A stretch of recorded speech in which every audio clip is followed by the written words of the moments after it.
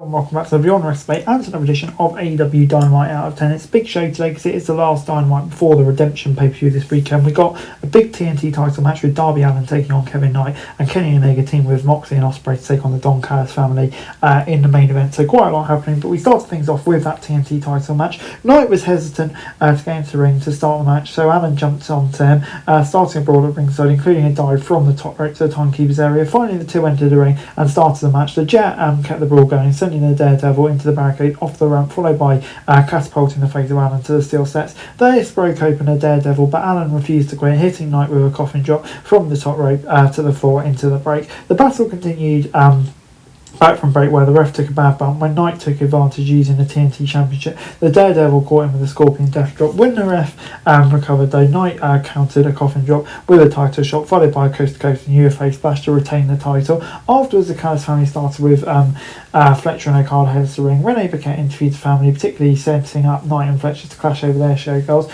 The protester announced his next match will be at Redemption and the family was banned. No one would have got more out of this since Knight, since he turned heel, than the Daredevil. This was hard hitting and intense, built on Allen's signature brand of hardcore wrestling in a standard match. Knight was a menace throughout, enjoying battling someone he could throw around and threaten to injure if he wanted. If not for the ending, this would have been a perfect opener. The closing stretch was an obnoxious overbooking that milked the ref bump. Even if Allin predicted, it would have been more effective to let Knight win more conclusively to send him as a big threat to Omega. Because of the timing, the Daredevil could not win here, which is a shame that Knight Allen is a more interesting angle for the Jet right now. Hopefully at least a dirty finish will set up a rematch down the line. I'll give it a 7 out of 10. We then got Brodido versus Protocada. Once all the Don Callis family had left the ringside area per Fletcher's request, the battle began. Both sides battle with intense focus. A competitive back and forth. King caught Fletcher out with a brainbuster counter with a bossman slam for a near fall. Bandido nearly caught the protester with a 21-plex, but Fletcher held the ropes, followed by a half and half suplex, only for the luchador to throw Fletcher into the air for a faceplant near fall. Knight set up a frog splash on Fletcher for another near fall. Okada made a save for Fletcher, only to accidentally hit him with a rainmaker, followed by a 21-plex for the W.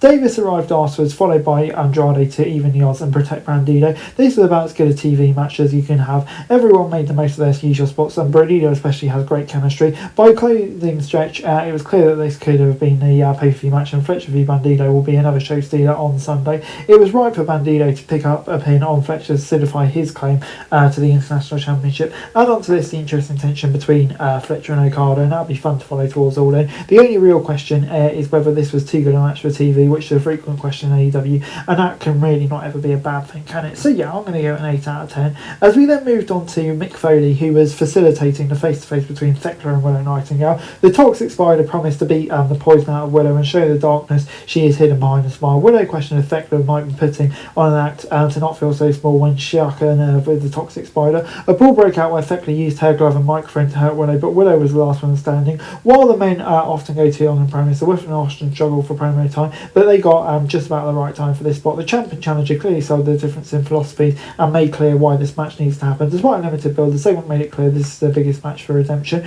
Regardless of where this lands on Redemption, it will be the highest potential to be an emotional high of pay-per-view, and Willow and Thekla both keep showing a reason why AEW relies on them. As we then moved on to Switchblade versus Clark Connors, and he toyed with Connors to start this match, even threatening an early Blade Runner, but 100 proof fought through and turned the tide with a spear out of the ring onto the ramp into the break.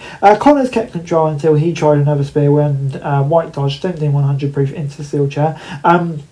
The two battled back and forth until Switchblade lured Connors into another spear, reversing a guillotine that knocked out 100 proof and forced a ref stoppage. Afterwards, Finley grabbed his shillelagh and blasted Switchblade, but the rest of the Bang Bang Gang arrived to make sure that they sent the dogs into retreat. The pace of this match felt more like Collision than Dynamite. The two got some time to lean into the story while White found his footing in his first singles match since returning from injury. While this action was not always crisp, it was effective, especially for the narrative both were selling. White looked like he may need more time to fully find his footing again, so it's a good idea to wait for his climactic battle with Finley one-on-one. This would have been a solid, stable battle so far between the teams, helped by a wrath of history before the two men before they arrived in AEW. I'll give it a 6 out of 10.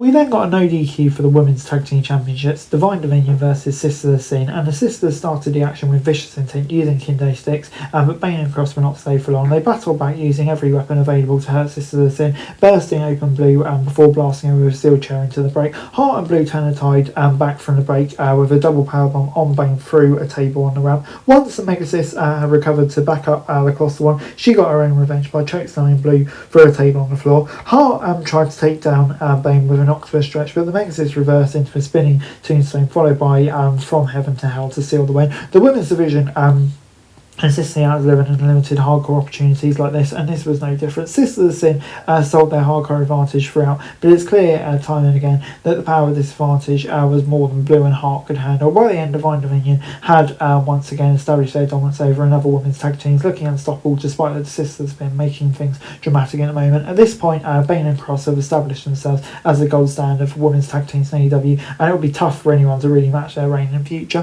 I'm going to give this an 8 out of 10. As we then moved on to our main event, which was Omega, Ospreay and Moxley taking on Hitchero, Cage and Doyle. While a dream team on paper, they struggled to work as well as the Callis family. However, as intensity rode and it was make or break, all three locked in, working together, even though running corners, clothesline barrage signature to the Death Riders. Mox helped Omega stamp Dragon Cage, but the cleaner accidentally caught the Death Riders leader with a V-trigger to send Mox to the floor. Hitchero nearly caught Omega for free with the crucifix Tajeras, but the cleaner refused to quit. A combination V-trigger and hidden blade by Omega and Ospreay sealed the pinfall for the makeshift trio of top stars. Afterwards, they argued until the Bucks arrived, starting a brawl. The cleaner was left alone in the aftermath, taking down RPG Vice before Knight blasted him with a running TNT Championship shot over the ropes. The show ended with a Jet holding up a bleeding Omega with both championships in hand.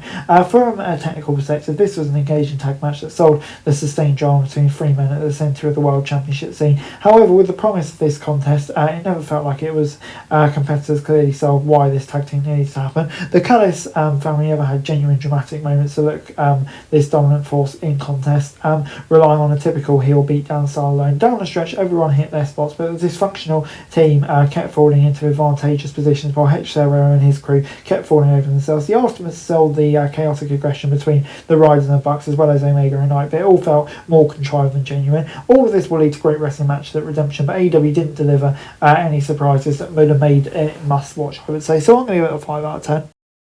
Overall, Dynamite this week gets a 7 out of 10 from me. Yeah, a significantly better show than last week, delivering action that could have easily fit right on a Redemption card. Knight, Allen, as well as Bane and Cross v Hart and Blue, both delivered spectacle and drama in championship action. Thekla and Willow got a chance to shine and sell their championship match well. The biggest problem AEW will be quickly resolved at Redemption, because Omega v Ospreay is too much of a foregone conclusion to believe anyone is challenging the cleaner right now. Knight would be better served further in this feud with the Daredevil, while Omega or Ospreay and Mock could have been teaming up at Redemption. Still, regardless of how smoothly AEW delivers the Redemption, Dynamite delivered a very decent night of its own here. So yeah, I'm going to give it a 7 out of 10. That's it for this video. Thanks very much for watching. Remember to like, share, subscribe, follow us on our socials, link in the description below for daily wrestling news, meme and content. Subscribe to our other channels on screen right now, that'd be greatly appreciated. Thanks very much for watching. Peace out.